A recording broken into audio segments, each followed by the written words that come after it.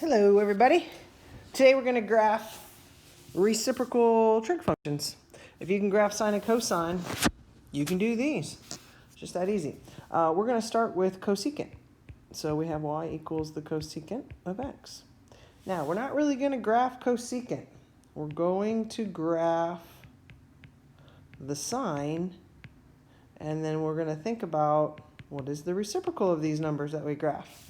So sine has a 0 in the beginning, middle, and end, right? The period's 2 pi. And then halfway between the first two zeros, it goes up. And halfway between the second two zeros, it goes down. So if you didn't know that, there you go. That's sine. So we're not going to connect those dots. Instead, we're going to do the reciprocals. So if we think about the number 0, that's really 0 over 1. So the reciprocal is 1 over 0, which is undefined. We know this from studying the tangent on the unit circle. So the reciprocal of 0 is undefined. To graph undefined, we know from the tangent graph that it is an asymptote. So all the places that are on the 0 line, which in this case the x-axis, should be an asymptote. So up and down asymptote. Now the high number, the 1, that's the biggest number in the sine graph, that's going to continue to only make numbers taller. So this is going to curve up, and it looks like a parabola because the asymptotes sort of bend the curve.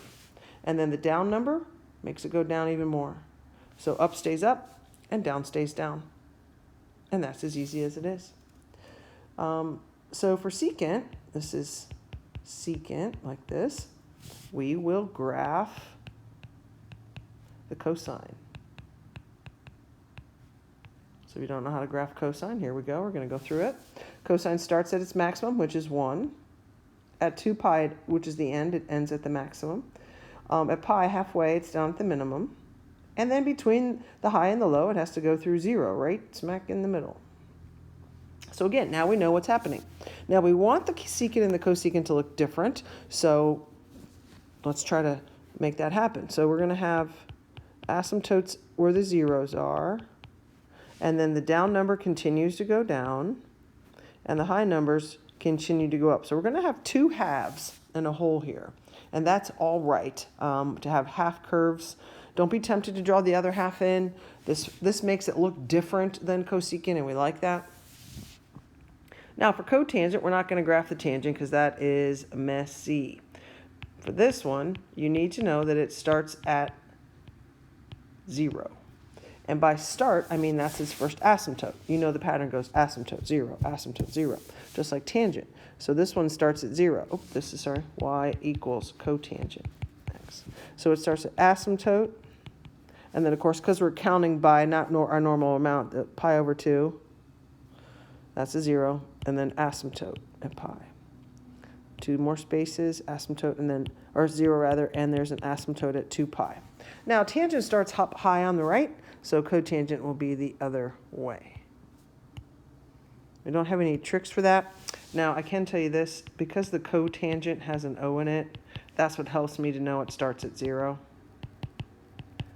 Tangent doesn't have an O in it, so starts back 1.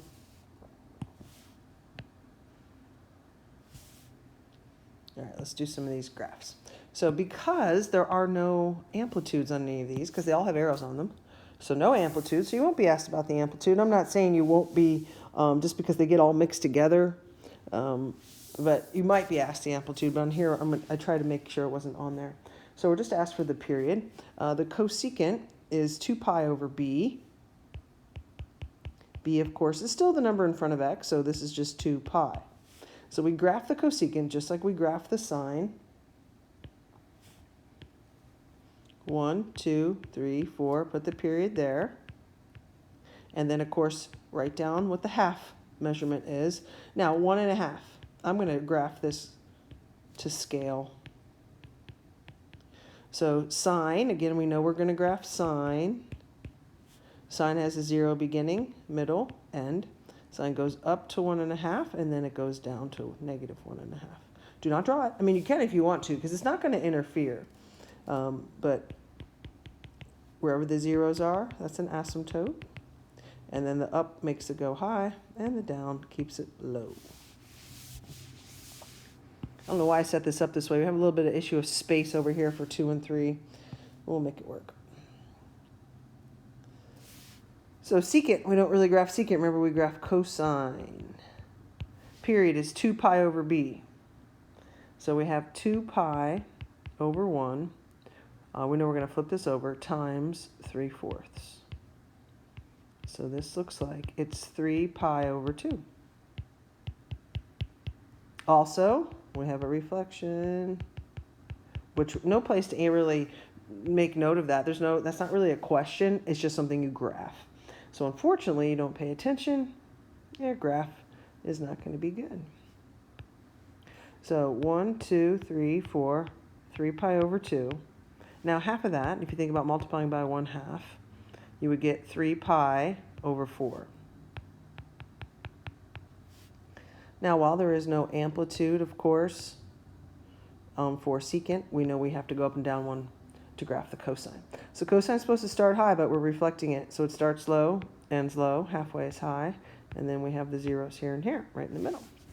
And then zeros turn into asymptotes, and then low continues to point low, and high continues to point high. Now for the cotangent graph, remember the period is pi over b.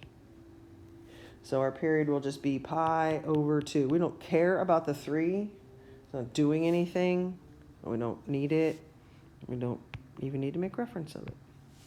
So we're going to go 1, 2, 3, 4. And of course, you're going to double the period on the graph. So if you double that, we get pi. And then this is pi over 2. This is because I want you to draw it twice. So cotangent starts at 0. So it's going to be asymptote, 0. Asymptote, 0, asymptote. And when it starts at 0, I mean the asymptote is first, so that's the first thing you draw. And then it's left, crosses over, ends up down on the right. So now we're going to put all this together. Basically, we went kind of slow through sine and cosine. So really, it's just the tangent and the cotangent that continue to sort of be a little bit more. You have to sort of think a little bit more. We'll go through them though. So here we have cotangent. Period is pi over b, and b is of course 2. So this is pi over 2. Phase shift, remember this is really your horizontal shift. Minus is a right. 3 pi over 2. Oh my, that's a lot. And then we're going to go down 3. When you draw this, we have to go really far to the right. I'm not sure how far it is, but I think it's really far.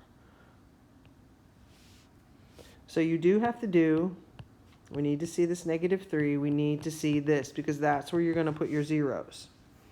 So for the period, we double it. 1, 2, 3, 4, pi. Oh my. 1, 2, 3, 4, 2 pi. I'm trying to figure out 3 pi over 2. 3 pi over 2 would be right in between here. And so this is 1, 2, 3, 4, 5, 6 spaces. Told you it was a lot. I don't know if we need any more. Let's see. So the asymptote is supposed to be right here at 0. So we're going to move it over 6 spaces. So the asymptote, the first asymptote will be at 3 pi over 2. Now the rest is easy. So it goes asymptote, 0. Make sure you put it down. Asymptote, 0. Oh, we do need one more. And then that would be 5 pi over 2.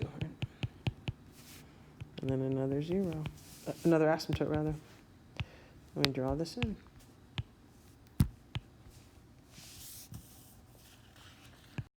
That's the hardest one. So for cosecant, we'll do all the things we would normally do to the sine. So you manipulate the sine graph, and you draw it in as cosecant.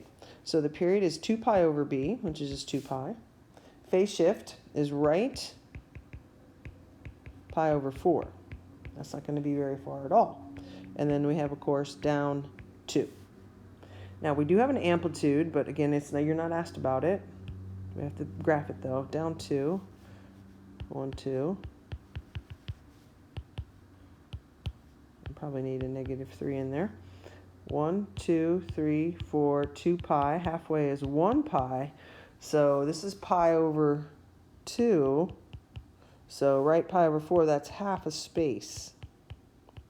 So what do you do? Do you graph it and then move it?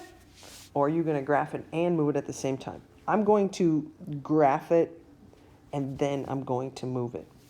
So I'm going to use two different colors. I'm going to use the yellow for my graph, so before I move it. So cosecant is sine. And so sine has a 0 beginning, middle, end. It's not reflected, so sine goes up first and then down. So there's my 5 points. These 5 points have to be moved a half a space to the right, which is not very far.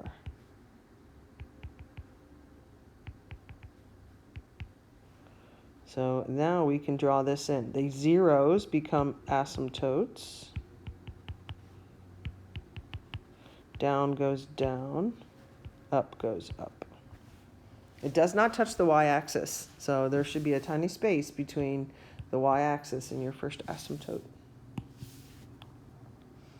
Secant, of course, we're going to graph cosine. 2 pi over b, b is 1, so that's 2 pi. Phase shift, this is left, because it's positive, and now we're going to move this up 1. All right. Planning to move left, 1, 2, 3, 4, there's 2 pi, which means we need this negative pi over here, and that's 2 spaces. That helps, 2 spaces. I can see that pi is 2 spaces. I have to move up 1. So I'm going to need this line. I'm going to graph it, and then I'm going to move it just like I just did. So cosine, it's no reflections, starts high, ends high, and then halfway it's low, which would be right on there. And the zeros are on the dotted line. And now this is going to move 2 spaces. So every spot moves 2 spaces. I'm just counting each and every, sometimes they land on top of each other. And so there's our cosine graph, which that's a little high, but. And now we want to turn this into secant. So asymptotes are the zeros. This, oh, there's a 2 in front of there. I didn't even pay attention to that. So this is not right. You probably have yours right. I did not pay attention to my amplitude for my cosine. So let's try this again.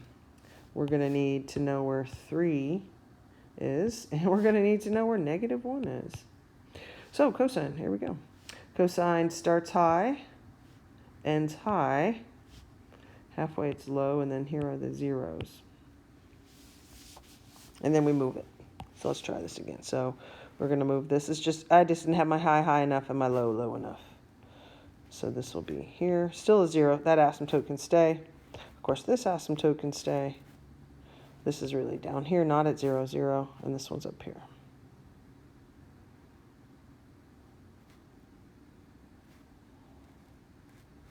That's this one. Lost track of what was happening. There we go.